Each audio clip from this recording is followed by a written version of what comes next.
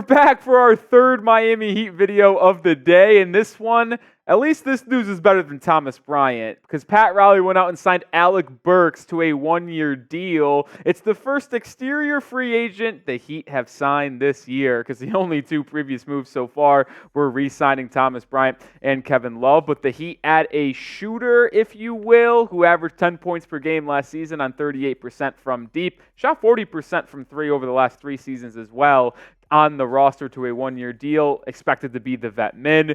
This is why you subscribe, though. I have told you time after time after time that when the Heat make a move or big rumors pop up, we will make a video. Perfect example today. Like I said, it's our third of the day. Who else is doing this? Make sure you subscribe to the channel to be up to date on the latest surrounding the Miami Heat. All right, Burks has been a journeyman in the NBA, that is for sure. Most notably lately of the New York Knicks, as the Knicks actually traded for Alec Burks at the deadline this past season in that Bojan Bogdanovic deal as well. And Burks is consistent, man. You can expect the same thing from him on a yearly basis. It might be inconsistent during the season at times, just ask Knicks now host Marshall Green, but at least on a year-over-year basis, he consistently averages more than 10 points per game and shoots at least better than 38% from three. You see the last 4 seasons in New York and Detroit, 41.5, 40.5, 41.5, and then 37.6. He's one of the better three-point shooters in the NBA, and to me, this just screams extra bench shooting for the Heat, and I really can't complain about this move. You saw me get upset about Thomas Bryant earlier today. You saw me even question the 2 years guaranteed to Kevin Love when they made that move. But out of the 3 signings Pat Riley has made since free agency is open,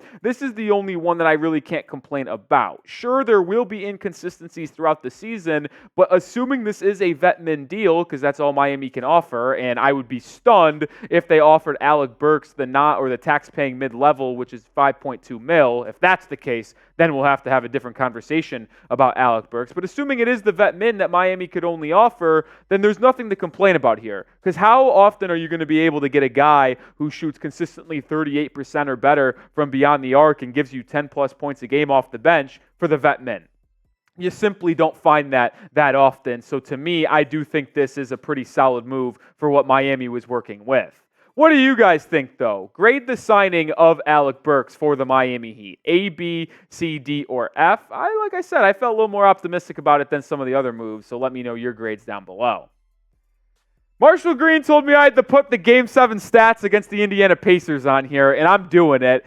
Alec Burks kind of got ran out of the rotation in the postseason for the New York Knicks last year, but due to a lot of injuries, he was forced into action down the stretch of that series against the Indiana Pacers. And even though they lost in Game 7, Alec Burks went absolutely nuclear, having 26 points on 8 of 13 shooting and 2 of 5 from 3. So I'm not going to ask and expect him to give you this type of production on a daily basis or even on a weekly basis, but he does have the capability of being a flamethrower off the Miami Heat bench, something the Heat needed last year. Now, I don't want to put on the tinfoil hat, and I don't want to make this signing potentially more large than it is, but you do have to wonder if this is a signing Pat Riley makes with another move coming in mind. And like I mentioned this in my initial tweet, which, by the way, like I always say, follow me on Twitter to get the Heat news first before we make a video.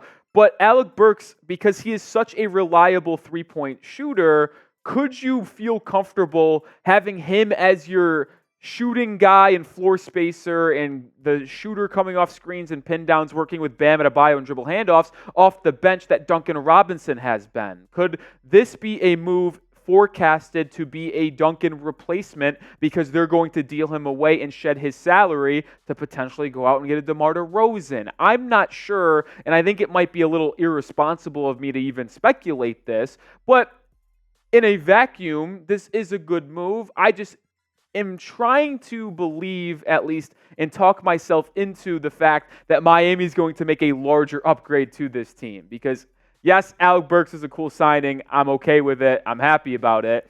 But this is not a move that is going to elevate the ceiling of the Miami Heat. What does this do? This keeps them as an 8 seed in the Eastern Conference at maybe best and just kind of keeps them getting another piece off the bench. Like, they're not getting any better with the signing of Alec Burks. So to me, I still feel like another move is going to have to come, and maybe Alec Burks is just depth and a kind of, I guess, insurance for a Duncan Robinson or Tyler Herro leaving, because you're still going to need a three-point shooter that those guys already provide for you, and if you moved off of them, you would be lacking.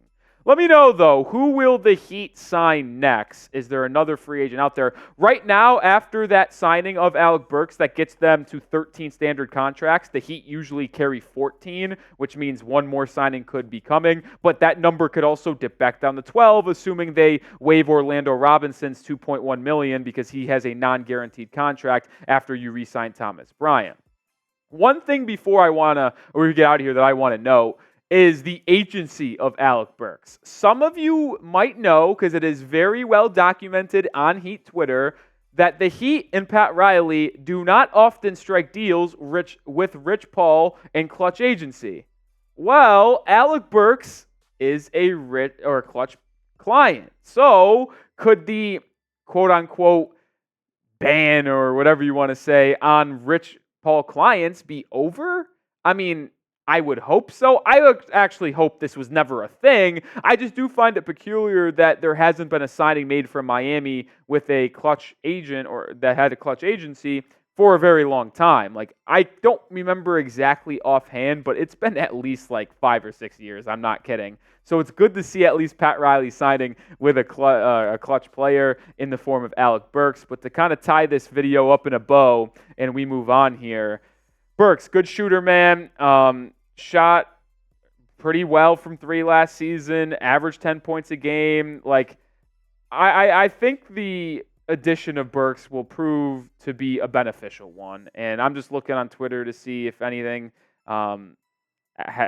changed over here or any details. I don't see any other details on social media right now, but I am a fan of the vet min. It's confirmed from Anthony Chang of the Miami Herald that is at the vet min. You're just simply not going to find vet min guys that can give you 10 points a game and shoot 38% from 3 consistently. So it is a good move. I asked you to grade it earlier. I probably grade it at a B+. It's good value at the vet min. I believe he was getting paid, 14, 15 mil last season. So to get him on a vet min this year is pretty good, if you ask me. So I'm okay with that. Make sure you are subscribed to the channel, because if the Heat make another move, we will break it down. And we're actually going to be live. And if you're watching this 20 or 30 minutes from now, we are already live talking the latest about NBA free agency and how it affects the Miami Heat. We're also on DeMar DeRozan watch as well. Doubt anything happens today, but we'll break down any news if it comes out. So make sure you subscribe to the channel and join us on the live show if you can. I'll see you next. Peace out.